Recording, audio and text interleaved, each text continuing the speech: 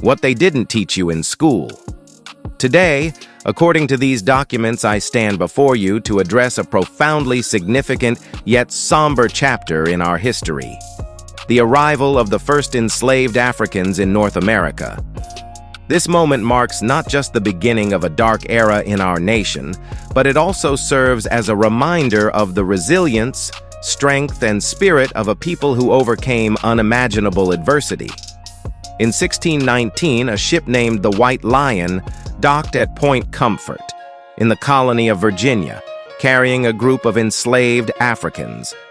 These individuals were not mere statistics. They were human beings with dreams, families, and hopes. As the renowned writer and historian W.E.B. Du Bois eloquently stated, the problem of the 20th century is the problem of the color line. This line was drawn starkly from the very moment these first enslaved Africans stepped upon American soil. Consider for a moment the circumstances. Africa, rich in culture, tradition, and history, was torn apart by the transatlantic slave trade. Families were ripped from their homes, communities devastated, and cultures disrupted. These individuals were brought not to American shores by choice, but through violence and coercion. They arrived not as willing immigrants seeking a better life, but as victims of an inhumane system that viewed them as property.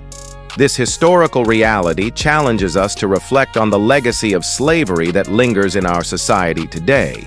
It prompts us to ask difficult questions. How can we acknowledge this painful past while striving to create a future defined by equality and justice? How do we honor the memory of those who endured unimaginable suffering? We must also recognize the invaluable contributions of enslaved Africans and their descendants to the fabric of American life. Their labor built the very foundations of our economy, from the tobacco plantations of Virginia to the cotton fields of the South. Their innovative spirit birthed elements of music, art, and culture that define our nation today. Let us not forget the words of Maya Angelou, who said, "I can be changed by what happens to me, but I refuse to be reduced by it." This resilience is a testament to the strength of the human spirit. As we acknowledge this painful history, let it compel us toward action. It is our duty to educate ourselves and others, to engage in conversations that may be uncomfortable yet necessary, and to fight against systems of oppression that continue to affect marginalized communities today. We must strive for a society where all individuals are treated with dignity and respect, regardless of their race or background.